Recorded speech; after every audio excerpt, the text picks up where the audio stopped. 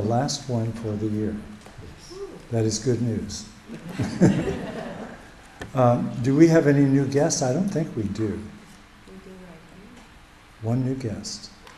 Okay, you get to hear this speech that they've all heard 1,000 times. That's okay. But he loves to give it. I love to give it. Yeah, giving it, so. It's memorized, it just comes out. This is a 2-year program for students in grades 11 and 12. And to graduate as a global scholar, they have to satisfy a handful of requirements. 2 years of the Philosophies of Knowing class, which means twice a week. A minimum of 5 advanced placement exams. The scores are 3 or better. 4 years of a foreign language, same foreign language. 200 hours of community service. And a 2-year independent research project, which is supposed to culminate in a public presentation. What we're trying to help them achieve through this particular process is to become more self-conscious about what it means to manage time, what it means to be self-directed instead of teacher-directed. I accuse them of being pathetically teacher-dependent. They're real bright, but they've fallen into the habit of scholarship means doing your homework at breakfast. You can still get an A, which is okay in one model, but not in the other model. When you get into real scholarship and you find out that it's messy and frustrating, and then some of the pre-professional skills that are involved in asking busy people to help you when you can't pay them. There's a certain etiquette involved in that. So they're being evaluated by a 5-member panel, and we will post this on the web and ask them to view themselves and to use the same instrument that you're using to evaluate them, to quantify all this information from their panel, and then write a narrative interpretation of that. When they submit that, they've finished the last component of the program. So we're looking for kind of tough-minded appraisals. We're saying, establish a work standard that you feel comfortable submitting to the public for public appraisal, and then don't be ashamed of the mistakes you've made.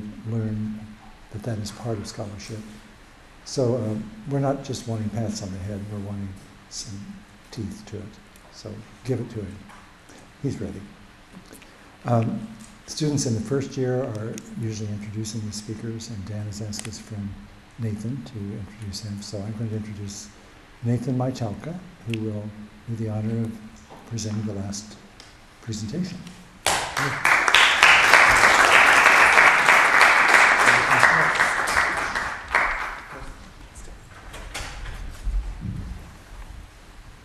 Good evening.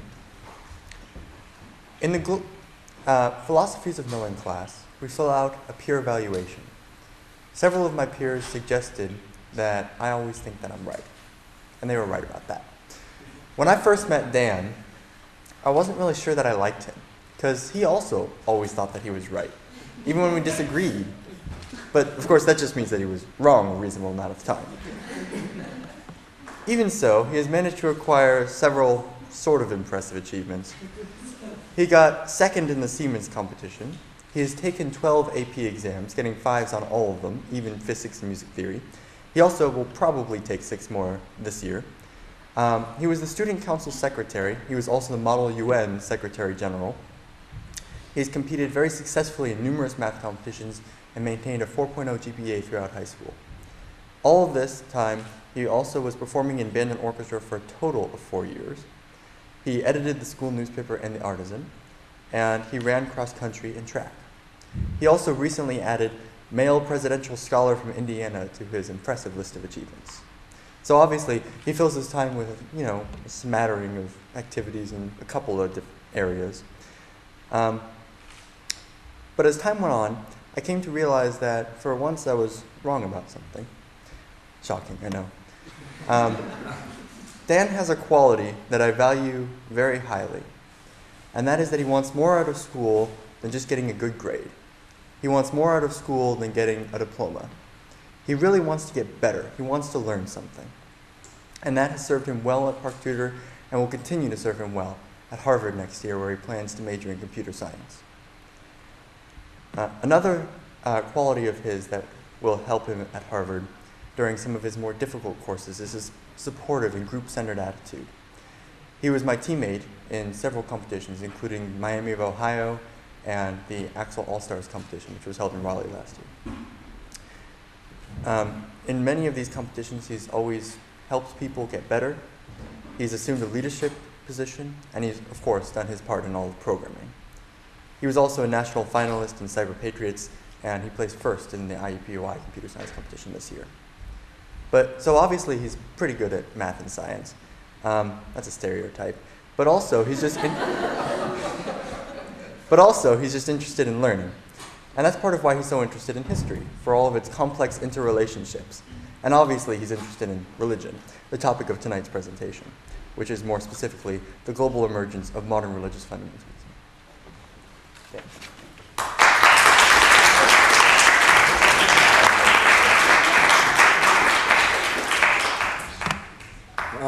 Thank you, Nathan, for that very flattering introduction. Tonight I'm going to be speaking on the global rise of modern religious fundamentalism.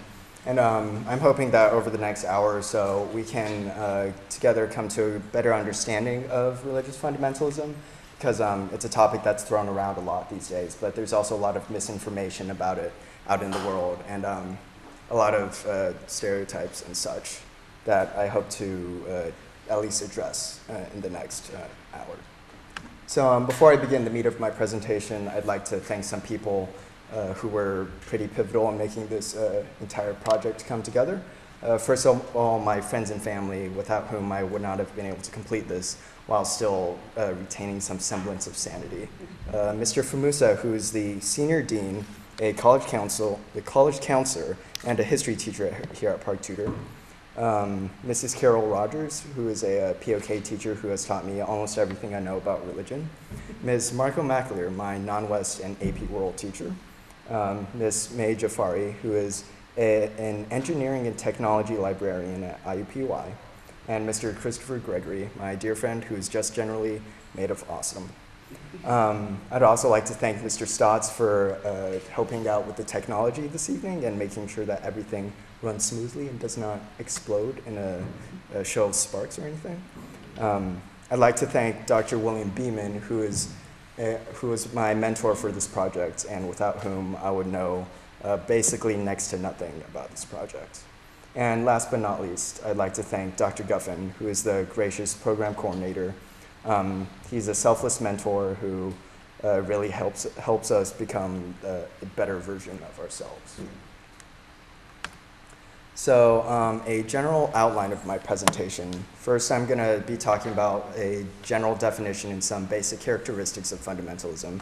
So basically trying to answer the question of what is fundamentalism. Then I'm going to talk about a general arc of fundamentalism, trying to characterize the history that fundamentalisms tend to go to. Then I'm going to talk about two specific case studies, Christian fundamentalism in the United States and Islamic Shia fundamentalism in Iran. And finally, I will conclude with some findings and some implications, both research-based and personal. So without further ado, so what is fundamentalism? In the popular sense, fundamentalism vaguely refers to the late 20th century revival in religion that took place around the world in various places in the late 20th century. This was surprising to many people because it sort of marks the failure of a concept that is known as the secularization thesis. This is a concept that I'm going to be referencing a few times in this presentation. It was basically an idea that came around in the mid-20th century that as science and technology improved, religion would eventually be relegated away from the political arena and move solely to the private arena. This was referenced famously by Nietzsche. In one of his works, he proclaimed that God is dead, by which he meant that our belief in God had been killed by advances made in science and modernism. But needless to say, or I suppose it's not needless to say since I'm saying it, this secularization thesis failed around the late 20th century And particularly in Iran in 1979, a secular government was replaced by an Islamic theocracy. And even here in the United States in the 70s and 80s, religion returned to a level of political force that it hadn't enjoyed for roughly 50 to 60 years before that. So if we want to talk about fundamentalism in an academic sense, we have to try to pinpoint it with a more academic definition. There are many possible ways to try to define fundamentalism, but in this presentation, I'm going to look at 3 approaches in particular. One is by the scholars Martin and Appleby. Another is by my mentor, William Beeman. And then the third approach, I'm gonna vaguely call an empirical approach for what I hope will become, for reasons that I hope will become clear when I talk about them. So the first definition of fundamentalism we're gonna look at came about from Marty and Appleby, who are 2 scholars who have conducted what has been known as the Fundamentalism Project. And what this project is, it's the most extensive study of fundamentalism to date. And they, together, they led a team to study 18 different fundamentalist traditions and try to synthesize some common characteristics among all 18 of them. They ended up coming up with 9 characteristics. Roughly speaking, these characteristics can be divided into ideological and organizational characteristics. I'm just going to go through real quickly and explain what each of them means. So, reactivity to marginalization. They found that fundamentalist movements are, at some level, at their core, a defense of religion, especially religion that has been marginalized by the wider society. Fundamentalisms are selective, which means that they don't take all aspects of a religious tradition, but rather they select a few specific aspects and reshape them to create their own new form of the tradition. Fundamentalisms tend to have a dualistic worldview, which means that they have a very clear distinction between right and wrong, between good and bad, light and dark. Fundamentalisms hold the absolutism and inerrancy of a certain holy text. For example, Christian fundamentalism will hold that the inerrancy of the Bible. Islamic fundamentalisms will hold the inerrancy of the Quran, etc. Many fundamentalisms believe in some sort of millennialism or messianism. What this basically refers to is that there will be a future glorious end to humanity and reality as we know it. And at that point, a Messiah will descend from heaven, and those who have been faithful will ascend to the next life. Organizationally, fundamentalisms display elect membership, which means that the people feel that they have been singled out by God to spread an important message to the rest of the world. Fundamentalisms have sharp boundaries, which means that you're either with us or against us. There's no murky in-between area.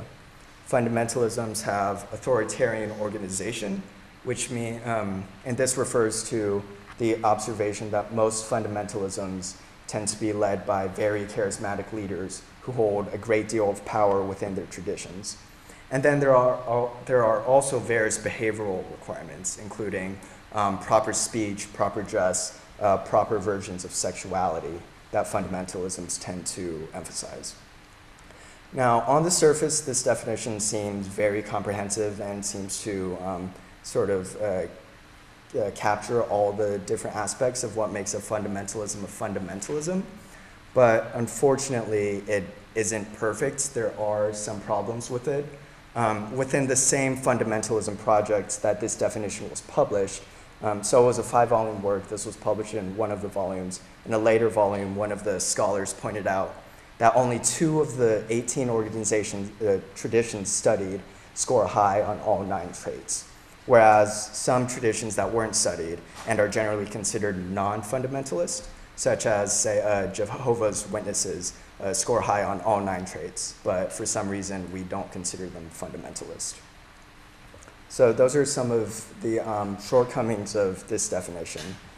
Next, I'm going to move on to the definition proposed by my mentor, William Beeman. And he basically proposes 4 criteria for what makes a fundamentalism a fundamentalism. They are revivalism, orthodoxy, evangelism, and social action. Revivalism basically refers to the concept that fundamentalisms return some sort of tradition to prominence over a greater prominence than what they had been before. Orthodoxy refers to the tendency to hold some sort of single document as infallible, sort of like the absolutism / inerrancy characteristic of the last definition. Evangelism refers to fundamentalism's tendencies to spread their beliefs to others, and social action refers to actions, political actions taken by fundamentalist organizations based on their specific beliefs. You'll notice that this definition tends to emphasize the organizational and actionable aspects over the simply ideological ones. That's certainly expressed in the orthodoxy trait, but does not dominate like half the list as the Marty and Appleby definition does. This emphasis of organizational over the ideological does have some important consequences. Generally speaking, it seems a little too inclusive, which means that you could fit a non-religious political movement under a fundamentalist definition. For example, one could argue that the Tea Party fits the revivalism trait in that it's a revival of strict constitutionalism or small government. It fits the orthodoxy trait in its treatment of the Constitution, and it fits the evangelism and social action traits by virtues of its being a grassroots political movement that's been gaining momentum over the past few years or so. So you could argue that a non-religious political organization like the Tea Party is fundamentalist in some way. But if you do this, fundamentalism starts to extend to, it stops being a religious phenomenon and becomes a phenomenon of more just large group political movements. And instead of studying a religious phenomenon, you're suddenly studying the dynamics of like group action, and the problem becomes a great deal more complicated. And the simple solution to this problem would be to simply say that fundamentalist groups have to be religious in some way. But if you do this, to me at least, it almost feels like you're cheating, or you might be missing an important point. For example, maybe we should be considering some non-religious political movements as fundamentalist. Now let's talk about some approaches that I'm vaguely grouping into an empirical approach. The reason that I call these more empirical is that they tend to create very detailed surveys or conduct detailed interviews and try to zero in on specific aspects of what makes a fundamentalist. So Etheridge and Fagan, for example, created a very long, detailed survey, gave it to 2 Protestant denominations, and then ranked them on 3 fundamentalist characteristics. So the first one, organizational ritual fundamentalism, would deal with questions such as, do you need to be baptized in order to be considered a true Christian? So it has to deal with specific practices of your denomination. Social cultural fundamentalism refers to, you can sort of characterize this as questions of the pure religion over aspects of, say, social action. So whether it's important for a true Christian organization to try to help the poor and do things like that. Theological supernaturalist fundamentalism asks questions about whether you need to believe in the sort of supernatural events of the Bible, such as whether you need to believe that Jesus literally rose from the dead, or whether God literally created the entire universe in 6 24-hour days in order to be considered Christian. So what they found was that the more fundamentalist of the 2 denominations tended to score higher on the organizational ritual fundamentalism. And this tells us that fundamentalisms, at least when we say that they're more fundamentalist tend to be such based on how they act relative to other groups, as opposed to like what they believe in relative to other groups. And this approach is commendable because you can zero in on specific details of what makes a fundamentalism more fundamentalist than another.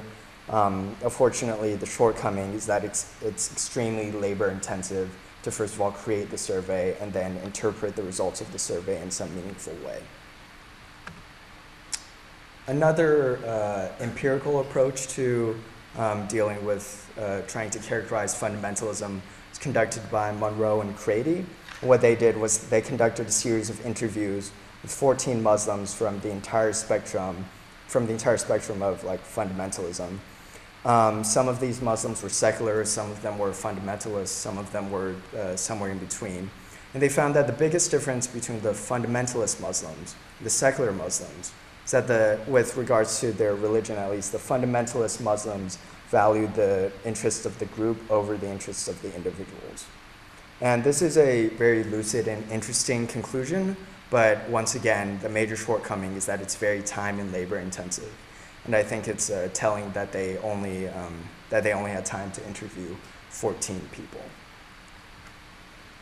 And then there are a variety of other complicating factors that make trying to like define fundamentalism really problematic. There are some tautological problems, which means that generally speaking, the approach is we pick some groups, decide that they're fundamentalist, look at some common factors to create a definition, apply that definition back to the groups, and conclude that those groups are, yay, indeed, fundamentalists. And it sounds like basically a really circuitous way to try to apply a label to a group of people in an academically, in some sort of academic way. Another problem is that when you call a group fundamentalist, you risk marginalizing their beliefs and their worldview and creating distance between you and that group. It sort of creates an otherness that is problematic because it's not necessarily the best practice or even ethical. There's also the problem that no group of people has self-identified as fundamentalist since the early 20th century. So you run into the question of, can we really call this group fundamentalist if they themselves don't even think that they're fundamentalist? And of course, you can't talk about fundamentalism without mentioning the media portrayal of fundamentalism. As fundamentalism is portrayed in the media, it's almost exclusively applied to conservative Muslims, especially in the Middle East. It's almost always associated with violence. And this is not necessarily a valid association. There's nothing about fundamentalism in itself that says that it has to be violent. And what you tend to find is that the groups that are violent tend to be ones that feel oppressed and have no other way of changing the status quo. From another perspective, they might be called freedom fighters or like American revolutionaries. From our perspective, the perspective of those who have power in the status quo, at least the media tends to call them rebels or terrorists. And the major takeaway I hope that you've taken from this discussion over the past few slides is that trying to define fundamentalism and use it as a term consistently is pretty problematic. You try to create a single comprehensive definition of fundamentalism, you run into problems of scope, whether you're being too inclusive or too exclusive. If you try to zero in on specifics with so-called, what I'm calling empirical approaches, you run into problems of time and resource use. And of course, there are also plenty of complicating, a bunch of other complicating factors that make the problem more difficult to deal with. So basically, the major takeaway from this discussion that I've been having over the past 10 minutes or so is that fundamentalism as a term is very murky and problematic. Unfortunately, and well, I could spend like hours and hours on end talking about it.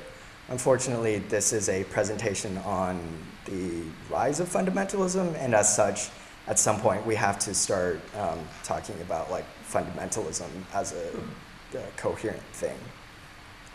So I'm going to be referring to fundamentalism as a as a movement a few times throughout the rest of the presentation, and when I do so, just ask that you please keep all this complicated things in mind. That said, now I'm going to try to generalize a pattern of events for fundamentalism and how they tend to evolve over time. So, there are 4 general stages to how fundamentalisms evolve. They are using fundamentalism as a modern approach to finding meaning, seclusion of fundamentalists from the larger society, return of fundamentalists in countercultural movements, and rise of, or sort of graduation of the counterculturalists to mainstream politics, and the corresponding rise of those fundamentalists to the mainstream political arena. So this is Albert Einstein, and let's turn the clock back to around the beginning of the 20th century. In the West, modernism and a few new theories, for example, Freud's and Einstein's, are upending the long-held beliefs and ways of life that have been assumed for a long time. In so-called third world countries, rapid industrialization and westernization are also doing the same thing to the long-held beliefs and ways of life that have been held. And so what this is basically doing is it's undermining all the traditional belief systems and value systems that have been in place for centuries before that. And in the wake of these changes, many disciplines start turning to the fundamentals of their discipline to try to find something from which they can base everything else. For example, physicists are going smaller and smaller and smaller to try to find a fundamental unit of matter. Mathematicians are re-examining everything that they think they know about math and trying to build their entire regimes from the ground up. And religion is also doing a similar thing. So religionists are returning to the fundamentals of religion, and for most religions that means looking to their holy text to find some sort of fundamentals from which they can base the rest of their beliefs. In America in the early 20th century, this focus on fundamentals leads a group of religionists to call themselves fundamentalists, which incidentally is the first and the last time anybody ever calls themselves fundamentalist. And in America, there's the rise of biblical literalism in a scientific sense.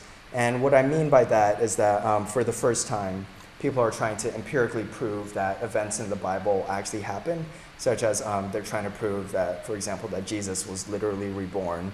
And they were trying to find scientific proof and empirical evidence that Noah's Ark actually happened. And so searches for meaning like that are taking place. In the second stage, with advances in science and advances in modernism, science tends to find some results that either implicitly contradict or in some cases blatantly contradict some events that happen in the Bible. And this leads mainstream society to start rejecting and marginalizing religion. In third world countries, this tends to happen when countries try to westernize or secularize and modernize. They also tend to, in some cases, they end up rejecting religion. And this leads to the, so what this ends up doing is it secludes kind of deep religionists from the larger society. And at the same time, you see the rise of the secularization thesis for the first time, when people are noticing that religionists are moving increasingly to the fringe of society, and they project this out to the future and make a prediction that within like 100 years or so, religion is only going to be a private institution. And that'll only be a private institution and won't be in the political arena anymore. But as we know, the secularization thesis turns out to be wrong, and religious movements start to return in the form of countercultural movements, such as hippies over here. And what these countercultural movements do, they tend to oppose the establishment, oppose the status quo, and in doing so, they reject the values that the establishment has given them. And when you reject entire value systems, you have to start looking for value systems to replace that. And by this point in time, the religious movements that I talked about in stage 1 are no longer part of the so-called establishment. So in some case, they become like so old or so secluded that they become new and revolutionary. And they become, they become candidates for the value system to replace the value systems of the establishment. And religion also starts to function as a basis or rallying point behind which counterculturalists can, they can find like a common symbol to rally behind. And as these countercultural movements arise, they eventually make it to the realm of mainstream politics. And this is when fundamentalist movements start gaining strong religious power, or strong political power. And when these developments take place, it's often surprising to many secularists, because up until through stages 2 and 3, if you look at mainstream society, it would appear that the secularization thesis has been holding true. But when these religious movements rise back to power, it shows a failure of the secularization thesis that is oftentimes surprising to those who have been believing it for like 50 years or so. And a sort of stage 5 that kind of sort of happens, maybe, possibly, maybe. As most movements go, they eventually start dying down. For example, there are some cases of decreasing religiosity around the world. In the United States, we're seeing a lot of pro-gay rights legislation, and between the US and Iran, there's been like there seems to be a little bit of de-escalation of tensions. The new president seems more moderate than the last one. In Saudi Arabia, there are a few reforms. Women will finally be able to run and vote in local elections in 2015. So those cases sort of point to the possibility of decreasing religiosity and a decline in fundamentalism around the world. However, there are also some cases where deeply religious political movements are gaining more power. For example, since Mubarak was overthrown in Egypt, the Muslim Brotherhood has been gaining more political power. If you go back 10 years, it would appear that Al-Qaeda was gaining some sort of power or leverage over the United States. And depending on where you look in the past 10 years, Al-Qaeda has either been like gaining or losing power. So it's not clear what the future holds, because the future, it's the future. We can't really know what's going to happen. And now I'm going to move in, instead of just talking about some vague generalizations about fundamentalism, I'm going to start talking about some specific religious traditions, starting with Christian evangelical Protestantism in the United States. And this sort of fits into the fundamentalist narrative, in that from the 30s to the 60s, roughly, religion did not play a spectacular political role in the United States. But starting in the 70s and the 80s, religion came back and started playing a political role.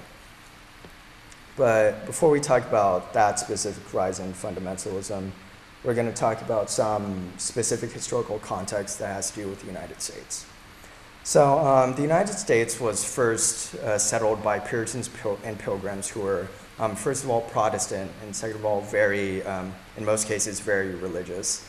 And that Puritan legacy has had long-standing consequences for America. It's one of the major reasons that America is much more religious than Europe nowadays. Another important part of American history that has to do with religion is the series of Great Awakenings throughout American history. And what Great Awakenings are, they happen periodically every 70 to 100 years or so. And they're characterized by increased religious fervor and increased church participation. And in some cases, they also start championing some political changes. So the First Great Awakening from 1730 to 1760 arose because some people felt that the Americans weren't as Puritan as they were before when they first landed.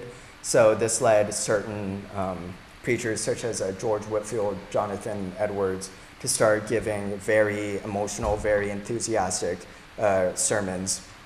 And it had the effect of generally increasing American participation in religion. That First Great Awakening lasted for 30 years or so. Second Great Awakening from 1800 to 1840 was once again a religious revival, but this time they were championing a specific political goal, in this case the abolition of slavery, and obviously they succeeded, thankfully. So that one lasted about 40 years. The Third Great Awakening, and the one that is most relevant to our discussion, it takes place roughly from 1890 to 1930. And it's once again a religious revival, this time championing prohibition and social gospel movements. Social gospel movements are basically the idea that churches should go feed the poor and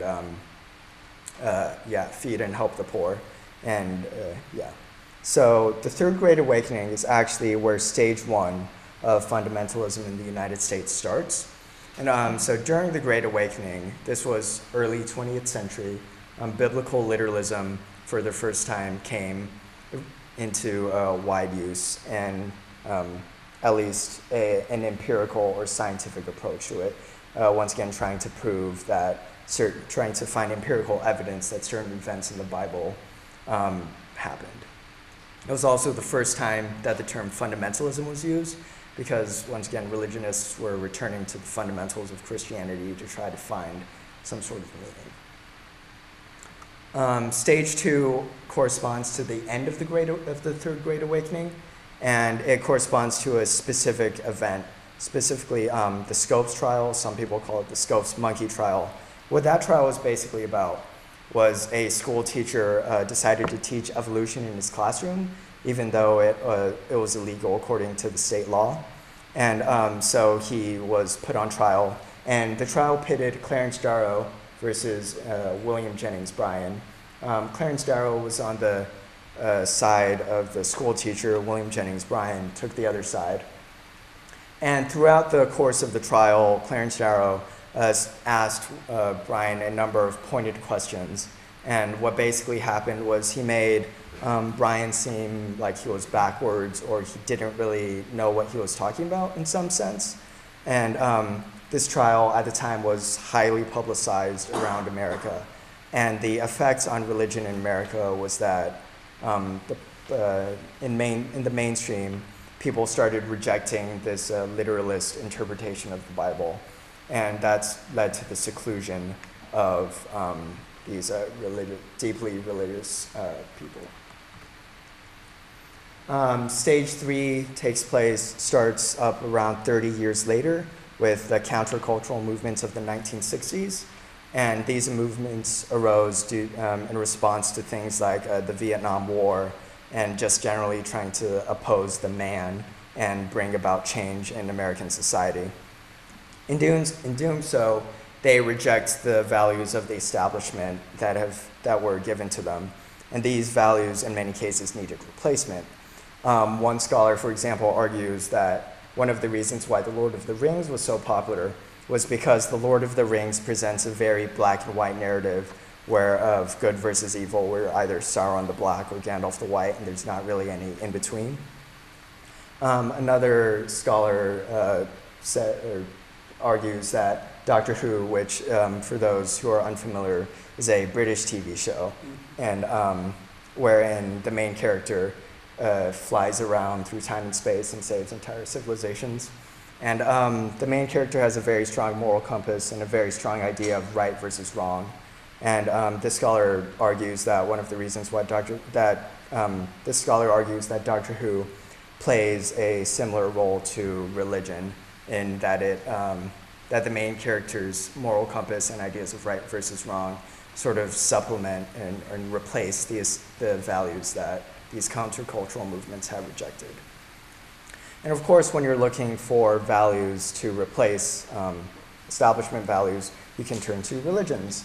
In the mainstream, some people turn to religions as well. For example, the Beatles looked into this weird exotic religion from India called Hinduism or something. Steve Jobs became Buddhist. And some people, some counterculturalists, turn to the old fundamentalist religions. By this, specifically those that I was talking about in like stage one. And by this time, these old religions had been far enough removed from the establishment to be new and revolutionary. And so they were decidedly non-establishment and thus good candidates to replace establishment values. And in many cases, the religions changed to accommodate these new followers. For example, they largely became more communal than had been traditional, especially within the establishment. This change is somewhat similar to the ones that typically occur during Great Awakenings, increases in religious fervor, for example. The religions also start advocating a much more personal relationship to God.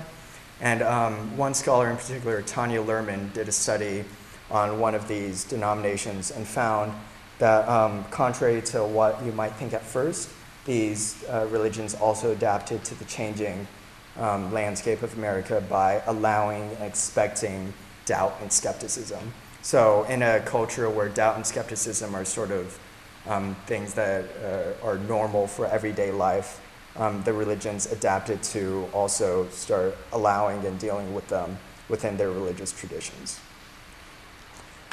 And these counterculturalist movements eventually move on to mainstream political movements. For example, Jerry Falwell in the 70s or 80s, I think, roughly, started a religious political organization known as the Moral Majority that sort of organized religious people to argue for certain political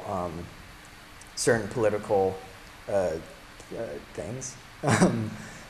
Billy Graham started practicing televangelism, in which he basically gave sermons to millions of people through the TV. And so this demonstrates that fundamentalisms are always are typically very modern movements. They use modern tools to reach their audiences, which is not something that you would think stereotypically. Also, some political changes galvanized evangelical Christians. For example, the Roe v. Wade decision, which legalized abortion in America, gave the deeply religious a policy point that they could rally behind. And from their point of view, abortion became an issue that was analogous to slavery during the Second Great Awakening. And also, on the other side of the world, the Iranian Revolution of 1979, which put up an Islamic theocracy in Iran, which I'll be talking about. My next case study sort of gave people a place on the map where they could put a bad guy, and gave them an example of, if we're not careful to be really Christian and religious, we might devolve into some society like this. This political revival extended to the Oval Office. Evangelical Protestants became a major part of the voter pool, and they played a major role in the election of Republicans such as Ronald Reagan, George H.W. Bush, and George W. Bush. They still play an important religious political role today. As an example of one area where you can see their influence, the saying, "God bless America," which is even Obama, the communist, socialist, fascist Muslim, would never end one of his major speeches, especially a speech like the State of the Union, without saying "God bless America." And this was a practice that only started under Reagan. Before Reagan, it was rarely said, if at all. So the fact that it's still being said today shows that religion still plays a major role in American politics. We might kind of sort of maybe possibly be in a stage 5. You're seeing some specific policy shifts away from religion, at least on a national level. For example, before his re-election, Obama endorsed gay marriage, then he was still re-elected. The Defense of Marriage Act and Don't Ask, Don't Tell policies were recently repealed, and those are not policy developments that you would expect to see in a deeply religious voter pool, but the fact that they're happening perhaps suggests that that fundamentalism in America may be dying down, or may be in the process of dying down. And so that brings us to the present day, and that's basically the history of fundamentalism in the United States. Another way to look at this is you could just look at it like a fourth great awakening, but the fact that it corresponds to other religious revivals around the world, I think personally makes it more apt to call this to put it in the same vein of events as fundamentalism. And next we're going to look at another specific fundamentalism, Islamic Shiism in Iran. As many of you know, and as I've said a couple times, Iran is currently in an Islamic theocracy. Over the next couple of slides, hopefully we'll explore how that situation came to be. First, we have to go roughly 1,400 years back into the past, back to the founding of Islam. So Muhammad was the one who first founded Islam, and almost immediately after his death, there was a split in Islam between the Sunnis and the Shias, and what this split basically was over who should succeed Muhammad, and whether his successor should have to be related to him or not. So the Shiites said that Muhammad's successor had to be related to him. The Sunnis said that his successor did not have to be related to him. As you might imagine, there are more people that are not related to Muhammad than there are people who are related to Muhammad. And because of this, the Sunni group is in the majority and the Shia is in the minority.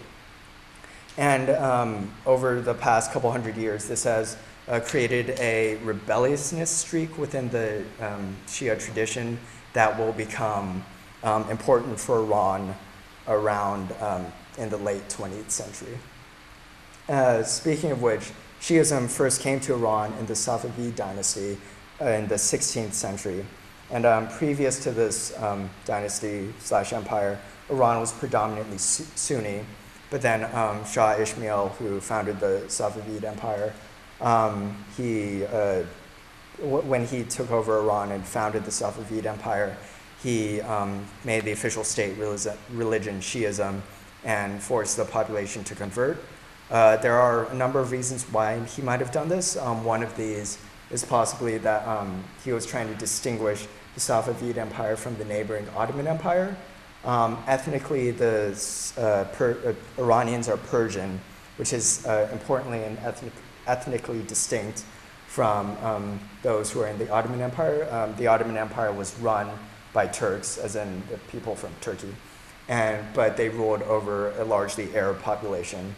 And Shah Ishmael may have been trying to distinguish Iran's identity from the Ottoman Empire further by also distinguishing the religion from the neighboring Ottoman Empire. So that's the basic historical context for Iran and why it's Shia today. And stage one doesn't really happen in Iran in any particular time. The religious leaders in Iran, they're named mullahs, have been historically powerful over the past couple hundred years. One example of their power is that they played a major role in the Persian constitutional revolution.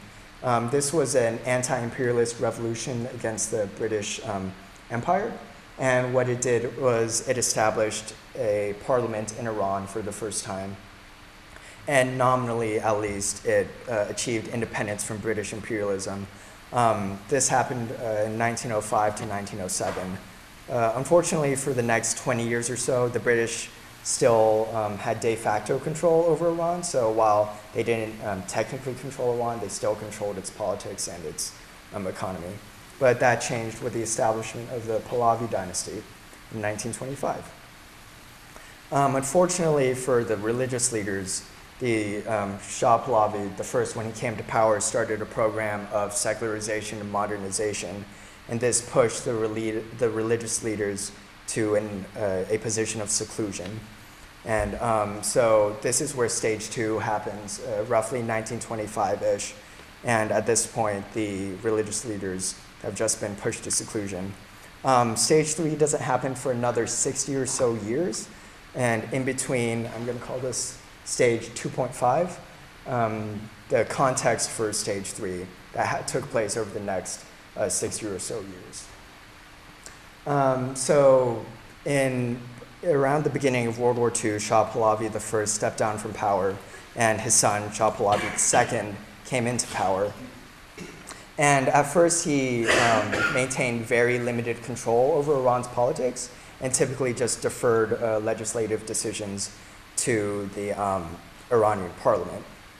At one point, around 1950, the Iranian people elect Mohammad Mossadegh as a prime minister. And the first thing that Mossadegh does is that he nationalizes Iranian's oil, which up until that point had been under the control of a British company, which means that even though Iran had plenty of oil, it wasn't benefiting economically from it.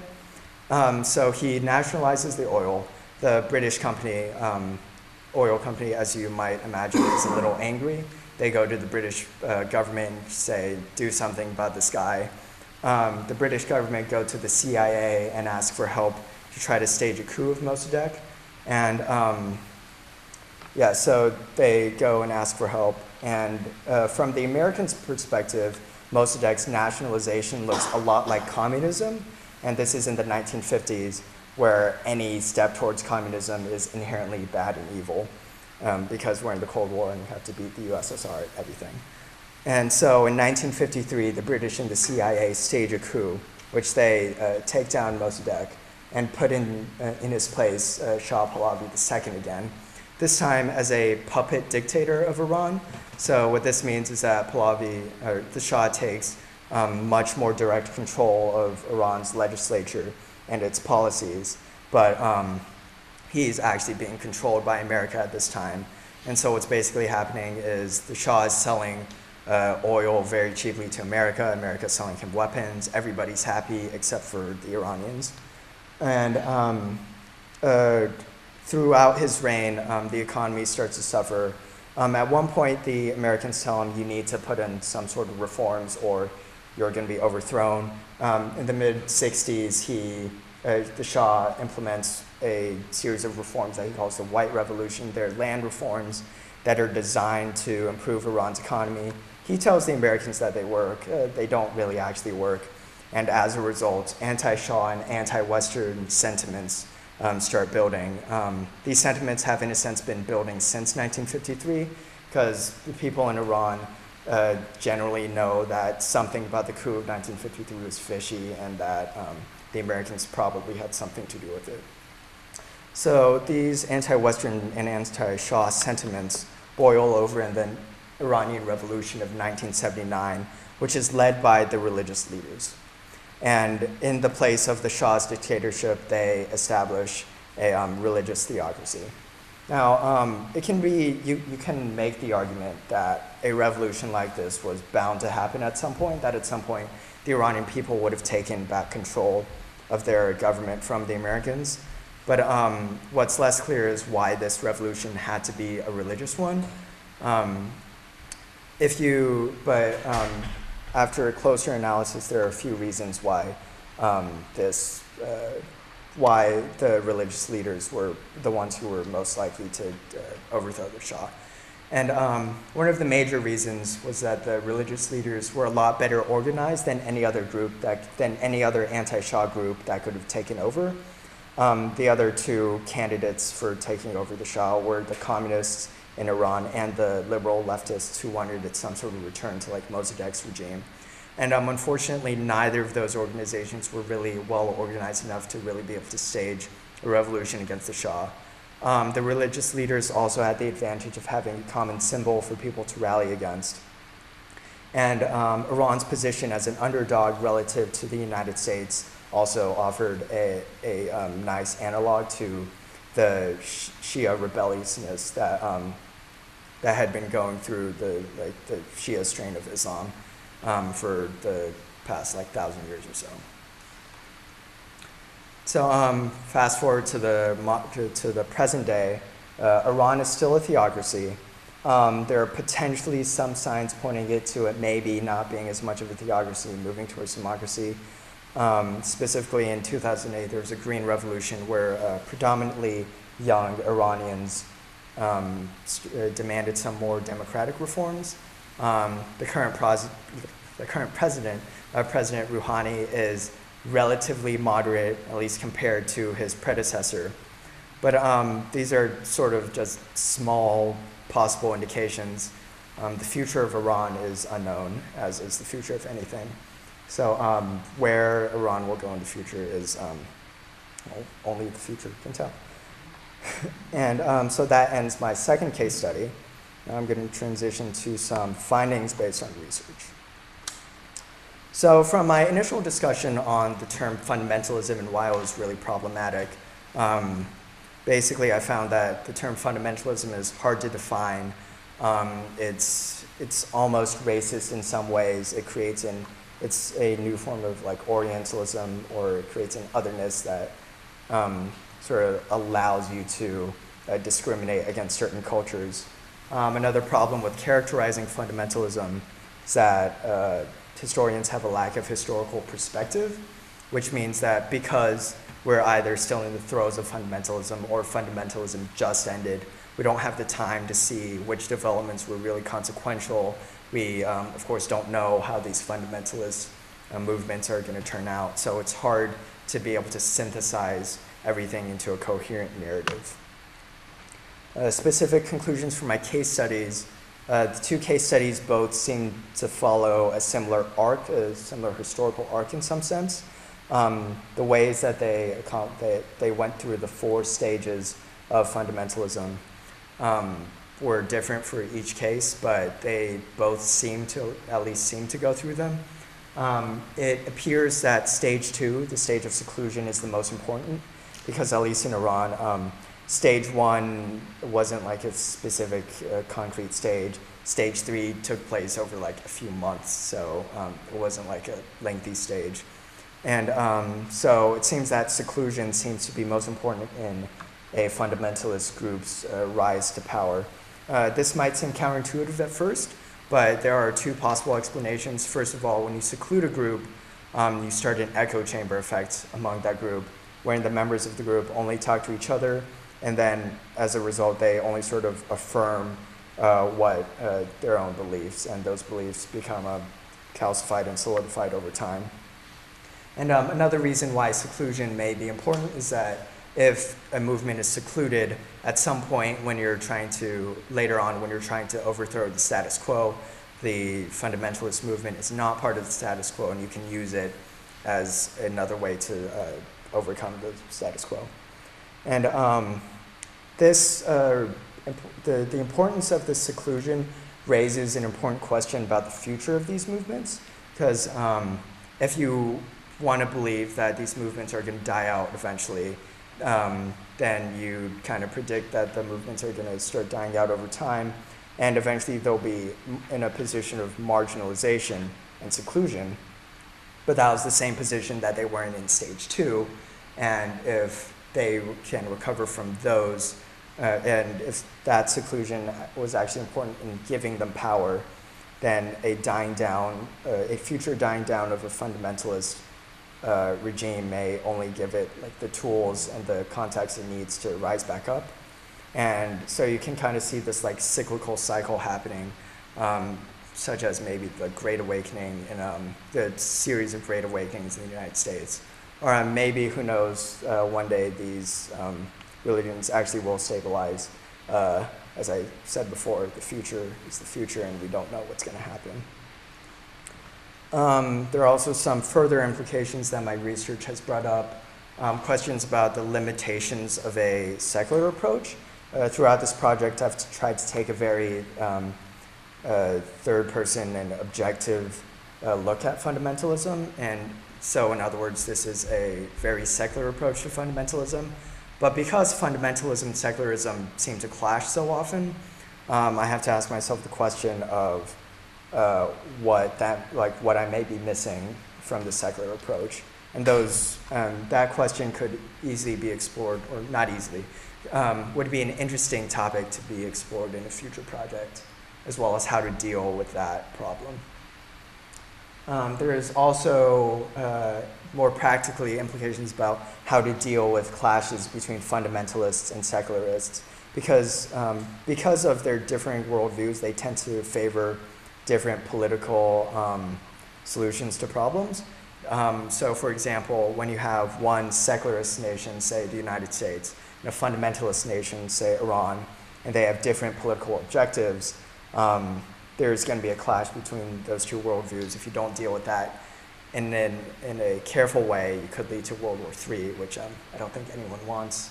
Also nations versus individuals or groups, such as the United States, in its effort to combat terrorism, fundamentalist groups such as Al-Qaeda, and how to deal with those fundamentalist groups, and being careful to not put them in a place of seclusion, right back where they were in stage 2, and then putting them in a position where they could rise again in 50 years and continue that conflict. So those are the conclusions and further questions, suggestions based on my research. Now we're going to move on to my personal outcomes, aka the part where I tell you everything I did wrong. But first, the things that I did relatively okay. Topic choice, I enjoyed this topic a lot. It was really interesting. I learned a lot. So I'm glad that I picked this topic. The physical act of writing my paper, what I mean is that when I actually sat down and started typing, I typed very quickly and very efficiently. So I suppose that's a good thing that I did. Related to that is my productivity. When I was being productive, I was very efficient and productive. I wasn't productive all that often, but when I was, I did things well. Everything else, okay. So procrastination was a big problem. You'll notice that procrastination is distinct from time management. That's because when I say procrastination, I mean active, planned, very purposeful procrastination. One example is, my rough draft was due like Thursday afternoon / maybe Friday morning, the day before I left for The Hague. And the weekend before that, I did like a test run, trying to see like how many pages I could produce per hour. It's something like maybe a page per hour. So then I started counting back from Friday morning, counted 8 hours the night before. So I can pull an all-nighter Thursday night, 8 hours. About 4 hours Thursday evening, 3 hours Thursday during the day, 4 hours Wednesday evening, 3 hours Wednesday during the day at school. That adds up to 22 hours or 22 pages. I kind of want to produce 30-ish pages for my rough draft. So I just need to be a little more productive during some of the hours, and I don't need to start until Wednesday morning, which is exactly what I did. So one of the problems with this procrastination is that it really limited the scope of what I wanted to look into. When I first got interested in this topic, I did a little bit of Googling and found that there's Buddhist fundamentalism and Hindu fundamentalism, which seems really interesting to me because from what I know about those two religions, they're both very open religions, and they don't seem like religions which could become fundamentalists, but evidently they did, and I wanted to look into that. But because I was also actively procrastinating on the research part, I never got around to checking out a book about them or reading about them. My procrastination problems also led to some just flat out time management problems.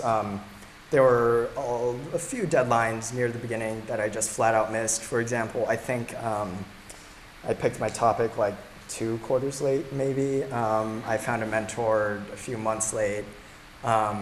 Early on in the project, you're supposed to send a letter to your mentor on fancy Park Tudor letterhead with a bunch of really fancy language and make it all official and stuff. I never did that. Sorry, Dr. Guffin. Now, that doesn't seem all that consequential, but it sort of set the mood for the rest of my project and the rest of my relationship with my mentor. And so, yeah, it set the mood for the rest of my relationship with my mentor. And I didn't really have a professional relationship or a relationship at all, really. I met with my mentor once over Skype for an hour and a half. It was a very productive hour and a half. He told me all the books to read and gave me and sent me down the path where I found basically all my material for my content. But that was the only time I talked to him. I never sent him a copy of my rough draft, and which affects my content. But yeah, so my relationship with my mentor, I think, is basically the worst possible relationship, short of not having one at all. So yeah, definitely not proud of that. And I think that affected my content negatively, that because I could never send my rough draft to my mentor, I think I'm sure there were times when I made huge generalizations about fundamentalism that might not have been true, or yeah, that might have just been plain wrong. And it would have been useful if somebody who deals with fundamentalism on a daily basis could have looked over my paper and just found those problems and told me, this thing you said on this page is the stupidest thing I've ever heard, erase it. Or, and yeah, so, yeah, now that we've reached that sober note, are there any questions?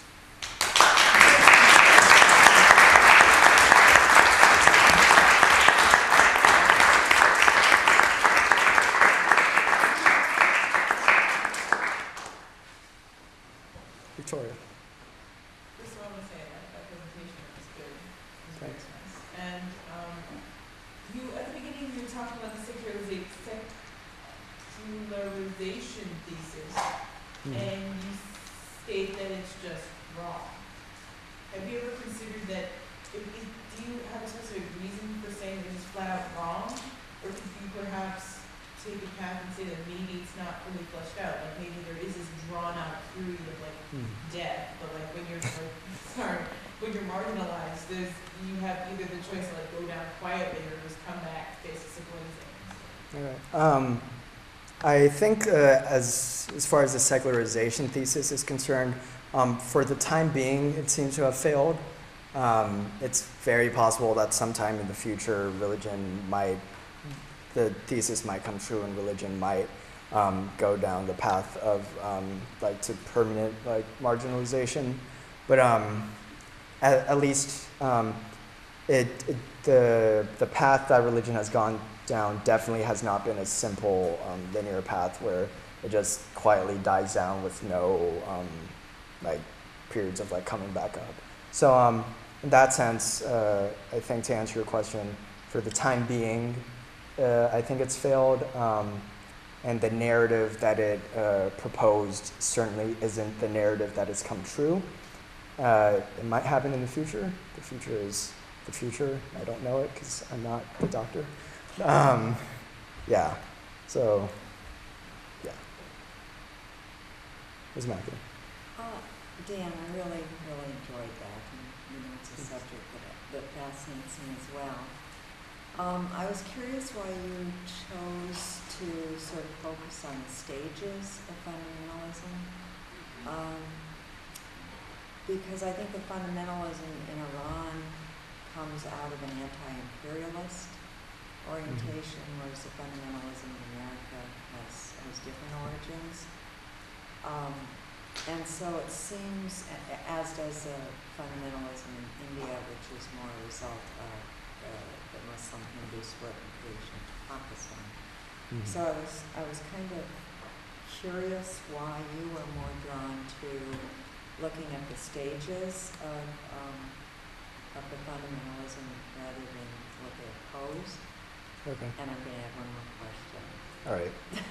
So to answer your first question, the first major book that I read on this topic was a book by Karen Armstrong, and she very persuasive. She studied Islamic fundamentalism, Christian fundamentalism, and Jewish fundamentalism, or fundamentalist Judaism, I don't know.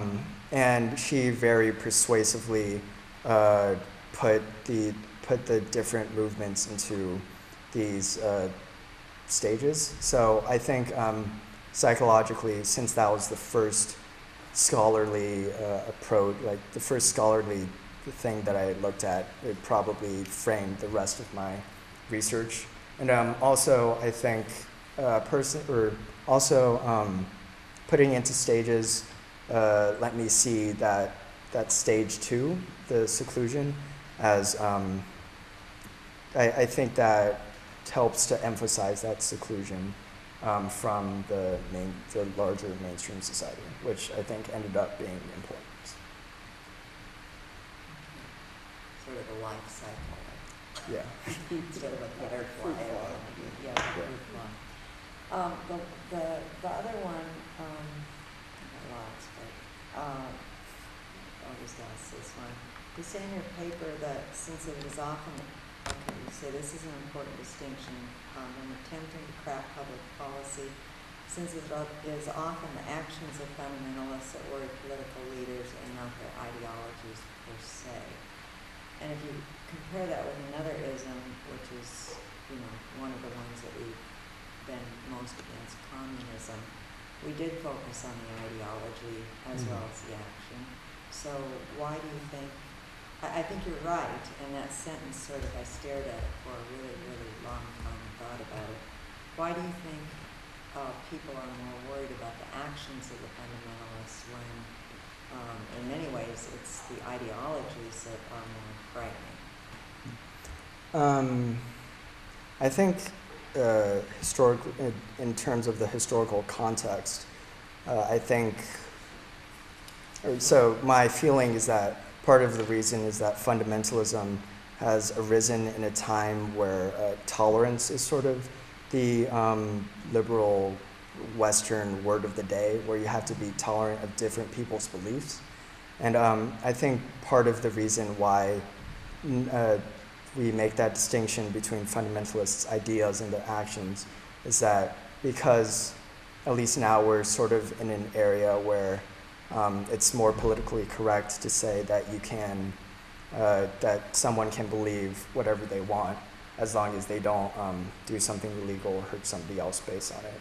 So I think that's one reason. And another reason that I think communism, they focus so much on the ideology.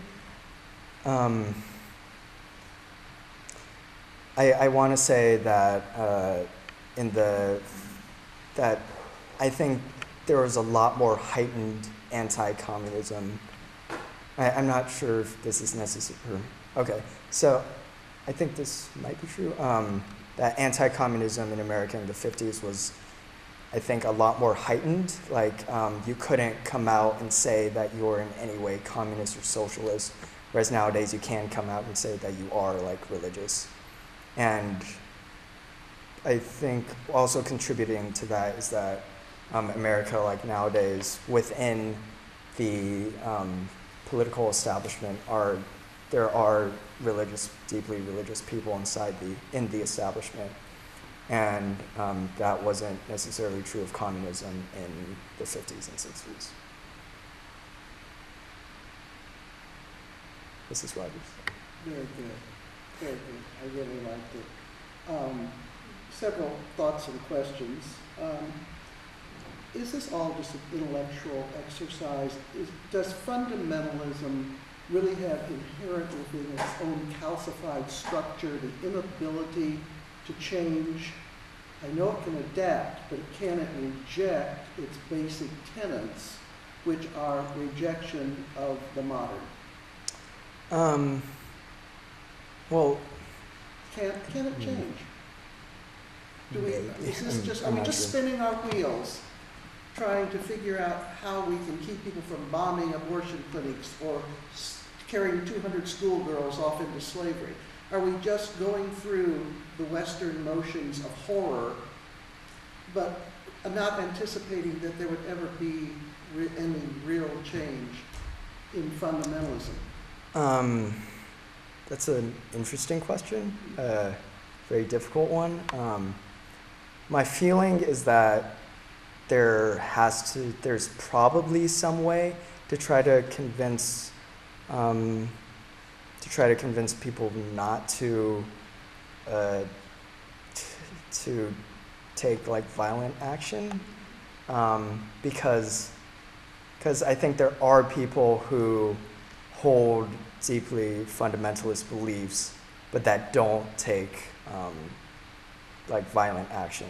And I think the existence of those people, at least to me, it seems to imply that there should be some way to convince them not to like do like abortion, bomb abortion clinics or etc. Yeah, that's my initial feeling, and not sure how one would go about doing that, because especially if you're the big bad imperialist America, it's hard to try to convince somebody to like stop doing something, especially if they are vehemently opposed to it. It's tough to get them to change their minds if for example, they're gonna like view any such attempt as just a way to like marginalize their beliefs. So I think it's possible. As I've said it past before, my God is better than your God, and by God I'm going to kill you to prove it. I mean, this is sort of a mantra, and it doesn't matter if it's 15th century Protestants being burned at Oxford, or whether it's 2nd century Christians, or what's happening in the world today. There's always inherent within fundamentalism this sense of the entitlement to destroy. Am I right? I don't think, no. Or a sense of... No. I don't think so. All right, so let's take the abortion clinics bombings as an example. You'll notice that, for example, Ronald Reagan does not go around bombing people. No. Neither does I don't want to. But this is the end of the spectrum. Yeah. This is the absolute end of the spectrum. But I don't think the ideology itself makes people do that. I think it's when you take away any other political alternative. For example, with the bombing of abortion clinics, by the time that happens, you've already gone through all the political actions that you're like supposed to take in America. It's already gone to the Supreme Court, the highest law of the land, and they ruled against you. And from that perspective, you have no other alternative then some people would turn to violence. And you also notice that, for example, Jewish fundamentalists don't do suicide bombings anymore. They did back when they were still the 40s and 50s, when they were trying to establish Israel as a state. Yeah. So at that time there was some Jewish terrorism. And again, you see the pattern of people who feel that they have no other alternative to get their views to elicit change. Thank you. This is really very well done. Mr. Ferguson. Well, so murderers are over between the three of us. So first of all, I want to say that in many years of coming to these, not as many as these two, of course, but in many years of coming to these, I'm going to become a fundamentalist. I guess I was a fundamentalist comment. So, Yeah, it was. I have rarely known anyone to begin their project in a way that pleased me as much as you did, which is to start out the whole first 10 minutes of your project by laying out sort of your sense of what fundamentalism was, and then at the end of it saying, but in reality this is all actually quite murky, and you could make hash of this in lots of ways. Because in many ways, and one of the things that Dr. Duffnell said about scholarship, which is absolutely true, is that it's messy. It's extraordinarily messy. And I must say that in like I said, in many of these that I've seen, I've not seen anyone, I think so, with such agility, sort of lay out the issues and the questions and the fundamental components of what you're trying to do, and then turn around and say, but understand that at the end of all of this, there are lots of ways that you could approach this.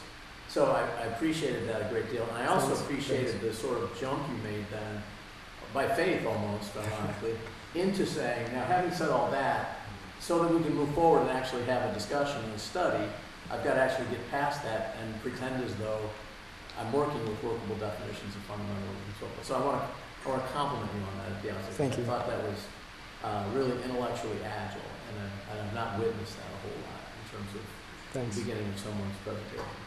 I have a couple questions, and we can talk later outside of this as well, so I don't want to take up too much time. But so my question is, because fundamentalism is often viewed quite negatively by many scholars, and I don't know nearly as much about Islamic fundamentalism as I do,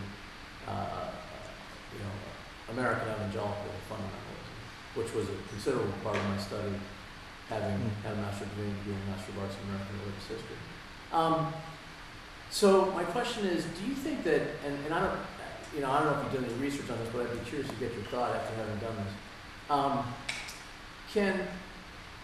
And I don't know what the right term to use is, can an atheist who has a rather myopic view of the world, I suppose, as some fundamentalists may be construed to have, can atheists also fit into fundamentalist categories in your estimation?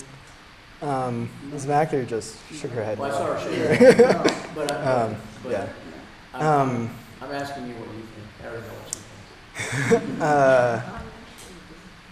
you think. I think that an argument can be made that there are certain atheist principles that are sort of like held like in a holy way in the secular world. Certainly before the rise of postmodernism, a lot of Enlightenment ideals could have been construed that way. We talked about this in one of our world classes about the tyranny of the left, where as soon as somebody says something that's impolitically correct enough, the left sort of like jumps on them. And if like you're say the CEO of Mozilla and you're against gay marriage, the left jumps on you and makes you quit your job after 2 weeks. So in that sense, I think you could maybe make the argument that atheists that their orthodoxy would be to fall back on some Enlightenment ideals or some version of extreme tolerance. That being said, I don't think any super tolerant atheists are gonna bomb anybody anytime soon. It's partially a result of like the secular worldview being like the dominant one in America. It's definitely not marginalized right now in America. So yeah, Earlier you said that fundamentalism did not necessarily go hand in hand with violence. Yes. So given that atheists don't seem to be prone to violence, I guess I'm wondering more about sort of epistemological framework and the fundamentals, as it were, that term as it applies to the core concept. Because actually in evangelical Christianity, for the most part, fundamentalism has historically meant to most people the theology itself. I mean, it hasn't really been associated always with a political movement by any means. And in fact, at the time that you said the term was used in the early 20th century, there was a group at Princeton, J. Gresham Machen and others who taught at Princeton Theological Seminary, I don't know if you're familiar with these guys, who defined fundamentalism in a very theological and an almost very specific theological way about some of the things you mentioned, the inerrancy of Scripture, the resurrection of Jesus, the historicity of the Bible, so forth and so on.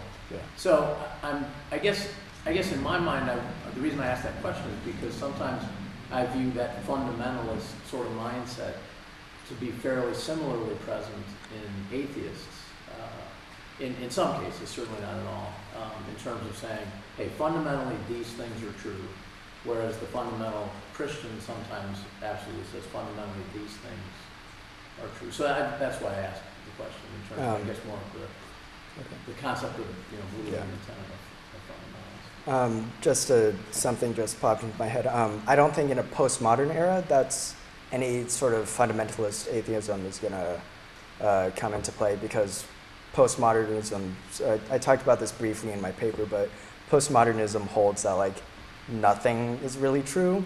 So if you hold that view, then you can't really fall back on anything. So a postmodern fundamentalist is like it would not exist. Right. Yeah. Okay. Okay. Michaela.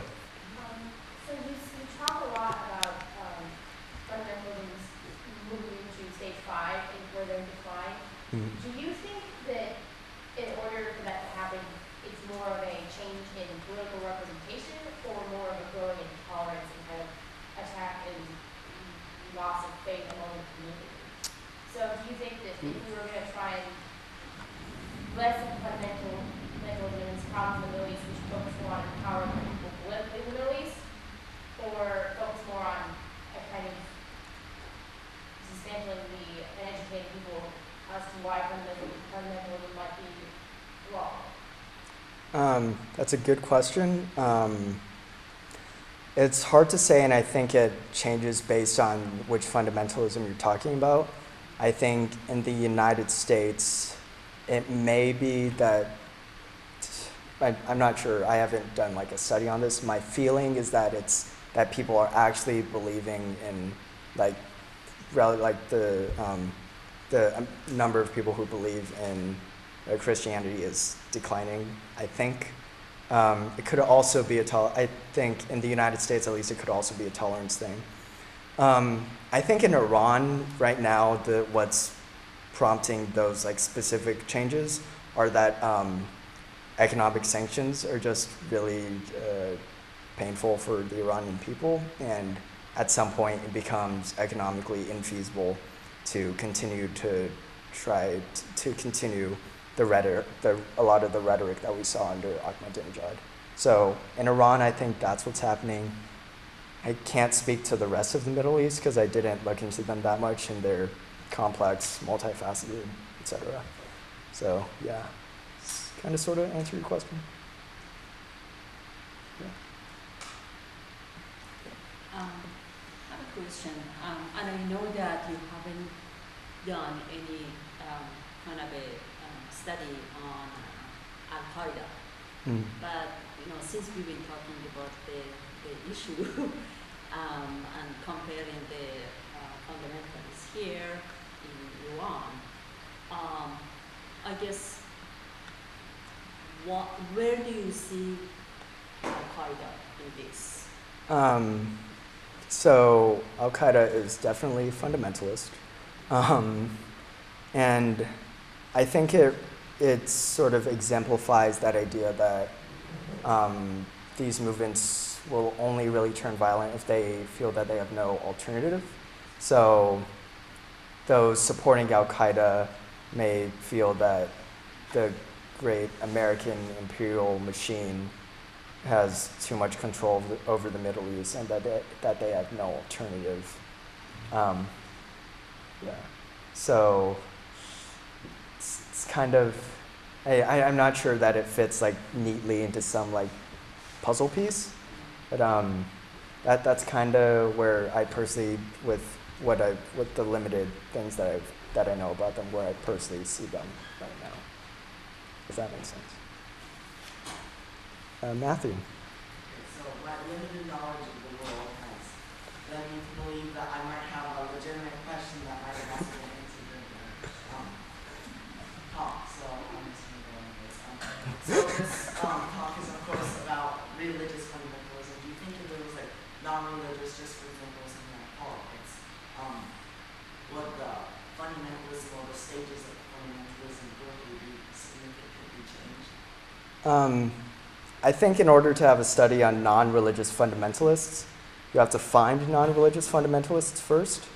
And at least the way that fundamentalism has been used in the general academia and within the general culture, there aren't many, or at all, I don't think any cases where people characterize a non-religious group as fundamentalist. So with Beeman's definition that I was talking about earlier, you could make the argument that some non-religious organizations fulfill some of the requirements, and then you could try to have a talk on those organizations, and then they might go through different stages. I'm not sure because I didn't do that research, but yeah. I think Mr. Maitoko.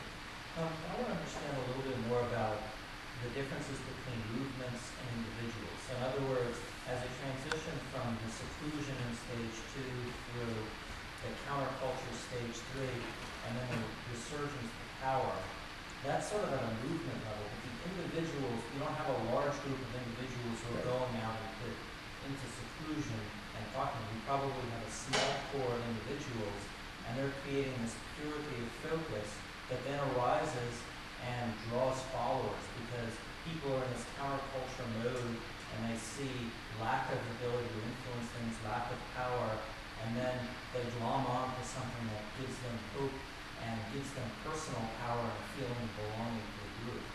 So do you think that's what's happening more than a large group of individuals who are part of this? Good question, complicated question. I'm thinking specifically of one anecdote from the study that Tanya Lerman did. She did a study of a Protestant denomination that gained a lot of power during a lot of influence during the countercultural movements. And I think what she found, or at least the story that she decided to tell to exemplify that movement, was that some group of young counterculturalists they sort of like just came to the like Bible study meeting or some sort of religious meeting at one point, and they just talked. And so it was some small group, like not like 20 people, maybe like 5 or 10. They came to this Bible study type meeting and then got really, really interested, and then the leader of the religious movement decided that, hey, this is something that I want to like engage in. I want to like engage other counterculturalists at the same time. I'm not sure if that answers your question really, but I think if I extrapolate from that single anecdote, that what might happen is that it's like small groups of people are just like searching for different ways to oppose the man. They find some really cool, really interesting way to do it, and then from there, either through word of mouth or other ways of growing the organization, that's how they grow. Amy. Sure. So there's this, probably going to picture this, but Utah essay called "If There Is a God, Then Anything Is Permitted," where he analyzes the statements, if there is no God, everything is permitted, which is largely attributed to Dostoevsky, but he didn't actually say that. And then his spin on it, which he calls "If There Is a God, Then Anything Is Permitted," and he sort of reveals them to be more complex and ambiguous than the first year. But I was wondering, do you feel that you're leaning more towards the former or the latter? That if there is no God, then everything is permitted, or if there is a God, then everything is permitted? Sorry if you I don't. my argument. Okay, personally, I don't think that it matters whether there's a God or not. I think that I'm gonna like start editorializing here, and this is not really related that much to my research, but personally, I feel that there are like right things that you can do, like there are definitely wrong things. The best, most moral course of action may sometimes be blurry, but there's definitely like right and wrong of some sense, independent of whether a deity exists. Mr. Schmidt. I just have one more question, and we can talk later about some things. But so, do you think that I'm endlessly fascinated with this term fundamentalism, again with regard to Christian history, particularly the 20th century and so forth, and its relatively recent creation and so forth. Do you think that guys like,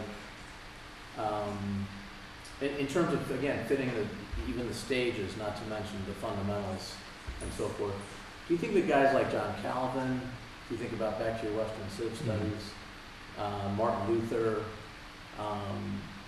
are those types of people, even the two that you mentioned here, George Whitfield and Jonathan Edwards, do those guys, even though those labels have never been put on those guys by historians, would you say that according to your study of fundamentalism, do those guys fit as fundamentalists? That's a difficult question. Okay, so they're definitely counterculturalist in some way, in that they're opposing the existing religious system, orthodoxy. As specifically relating to Martin Luther, I think you could argue that perhaps he was looking for a purer form of Christianity than the Catholic Church was providing at the time. And it's hard to say. John Calvin's history is slipping me right now. But yeah, okay, so if we... these guys, it seems to me, have going for them a number of these features, not the least of which is violence as well. I mean, John Calvin and Martin Luther had, not they themselves weren't slaying people necessarily, but the people around them that got involved in their movements were killing, they were killing each other, Catholics killing Protestants, Protestants killing Catholics, and so forth. I don't know if there's an easy answer either.